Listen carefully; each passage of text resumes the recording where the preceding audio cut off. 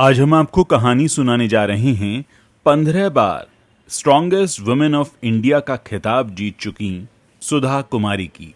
जी हाँ, सुधा कुमारी जीवन के 42 बसंत देख चुकी हैं और आप सभी जानते हैं कि उम्र के साथ पावर लिफ्टिंग करना आसान नहीं रह जाता।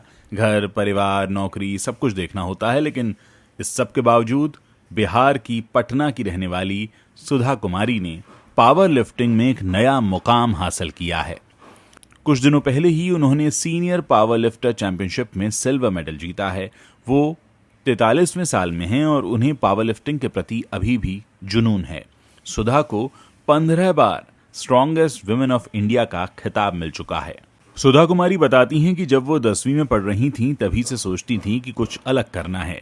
जैसे मैट्रिक में पढ़ाई के दौरान उनकी दीदी की शादी हो गई थी, उन्हें वैसे अपनी जिंदगी नहीं बितानी थी।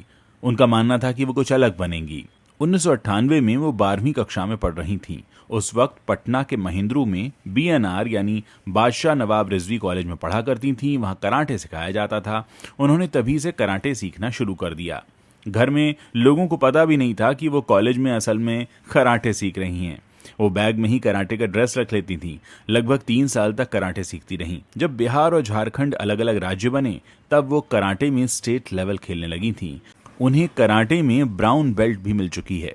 सुधा बताती हैं कि दीपाली नंदी ने उन्हें पावर लिफ्टिंग की तरफ खींचा। दीपाली नंदी अंतर्राष्ट्रीय लेवल की पावर लिफ्टर रही हैं। वो मूल रूप से जमशेदपुर की रहने वाली हैं। उन्हें सुधा 1994 से ही जानती थीं। वो पटना GPO में पोस्टेड थीं। जब साल 2000 में झारखंड राज्य बना तब कई महिला पावर लिफ्टर पटना से चली गईं। सुधा बताती हैं कि तब दीपाली ने उनसे कहा था कि हम एक मजबूत टीम बनाना चाह रहे हैं। तुम्हारा फिजिक बहुत अच्छा है, तुम इस गेम में फिट हो, पावर लिफ्टर वाली बिल्कुल बॉडी है तुम्हारी। तो वो मेरे घर चली आईं। उन्होंने मेरे माता पिता को कन्विंस किया कि वो मुझे पावर लिफ्टिंग में उतार दें। सुधा बताती हैं कि वो भी दीपाली के घर जाया करती थीं और उनके मेडल और अवार्ड देखकर काफ़ी अचरज से भर जाती थीं। उन्हें भी लगता था कि वो भी उन्हीं के जैसा बनना चाहती हैं और कहीं ना कहीं सुधा ने दीपाली को अपना रोल मॉडल मान लिया था। सुधा बताती हैं कि हमारा घर गायघाट पटना सिटी में था। ट्रेनिंग होती थी पटना GPO के सामने वाले वॉलीबॉल ग्राउंड के कैंपस में। वहाँ पावर लिफ्टिंग का एक जिम था। वो पटना सिटी से रोज आती थी बस से और आने जाने में 2-3 घंटे यूं ही निकल जाते थे। पढ़ाई पर भी असर पड़ता था। सुबह 5:30 बजे प्रैक्टिस के लिए निकल जाती थी। प्रैक्टिस खत्म होते होते 10-11 बज जाते थे। इसके बाद वो तुरंत कॉलेज जाती थी। तब BNR कॉलेज से वो सोशियोलॉजी में ग्रेजुएशन कर रही थी। सुधा कहती हैं, मैं किसान की बेटी हूँ। आर्थिक स्थिति अच्छी नहीं थी। पापा घर चलाने के लिए राजमिस्त्री का भी काम किया करते थे। हम 3 भाई और 1 बहन थे। ऐसे में पावर लिफ्टिंग गेम में जहाँ डाइट महत्वपूर्ण है तो उस डाइट के लिए पैसे कहाँ से आते। इसीलिए मैंने ट्यूशन पढ़ाना शुरू कर दिया। ट्यूशन पढ़ाकर मैं अपनी डाइट के लिए पैसे जुटा रही थी।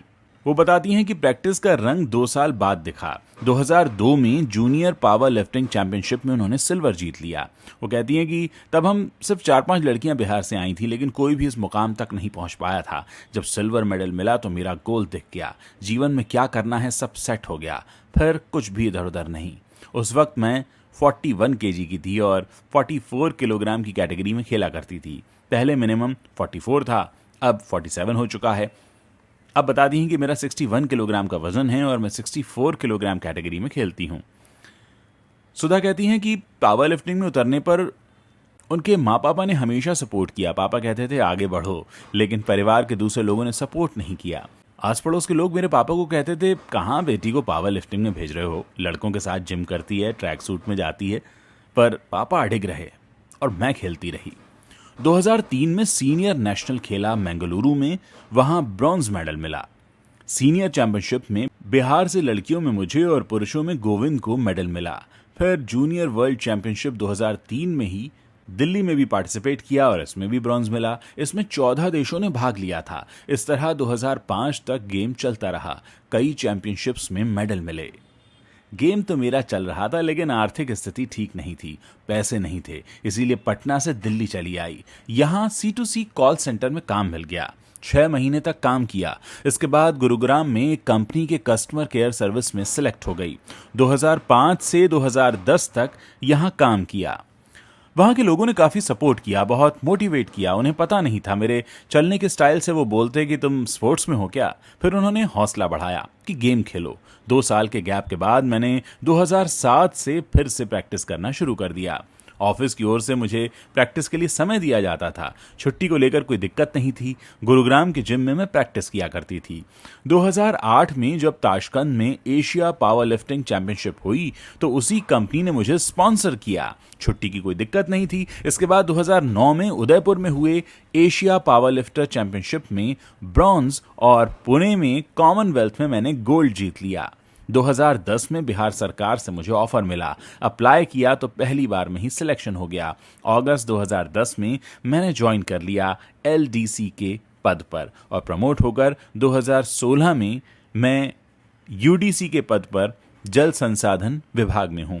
जो दर्शक नहीं जानते उन्हें मैं बता दूं कि एलडीसी का मतलब लोअर डिवीजन क्लर्क होता है और यूडीसी का मतलब अपर डिवीजन क्लर्क होता है। सुधा बताती हैं कि जब मैं पटना आई तो साल भर तो यही सोचती रही कि मल्टीनेशनल कंपनी की नौकरी छोड़कर यहाँ आई हूँ, ये मैंने क्या कर दिया। लेकिन मेरी माँ कहती थी सरकारी नौकरी है इसलिए छोड़ना मत, यहाँ एडजस्ट होने में थोड़ा समय लगेगा। फाइलों को देखकर सिर घूम जाता था, लगता मैं फाइलों में दबी पड़ी रहूंगी क्या। फिर मेंटली टॉर्चर भी होता था।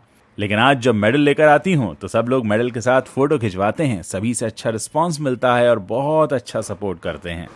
मेरे पति अभिषेक घोष भी अंतर्राष्ट्रीय पावर लिफ्टर हैं। वो मध्य प्रदेश के हैं, अभी विशाखापत्तनम में पोस्टल डिपार्टमेंट में हैं। जब 2009 में उदयपुर में चैंपियनशिप में भाग लेने गई थी तभी उनसे मिली थी। पहले दोस्ती हुई, फिर हम एक दूसरे को पसंद करने लगे। बाद में दोनों की फैमिली मिली और 3 साल के गैप के बाद 2012 में हमारी शादी हो गई। अभिषेक मुझसे उम्र में 5 साल छोटे हैं। मेरी हाइट 4 फुट 11 इंच है और उनकी हाइट 6 फुट 2 इंच है। मैं कहती थी कि जोड़ी अच्छी नहीं लगेगी, लेकिन वो बहुत पॉजिटिव थे। उन्होंने ठान लिया कि शादी करनी है तो तुमसे ही। 29 जून को हमारी शादी की सालगिरह होती है। वो मेरे गेम के लिए बहुत रिस्पेक्ट रखते हैं। उन्होंने अभी पावर लिफ्टिंग करना छोड़ दिया है, लेकिन मुझे हमेशा कहते हैं कि तुम गेम के लिए ही बनी हो, तुम्हें करना है और जरूर करना है। 2013 में मेरा बेटा हुआ। बेटा दिव्यांश हर्ष अभी 9 वर्ष का है और बैडमिंटन खेलता है।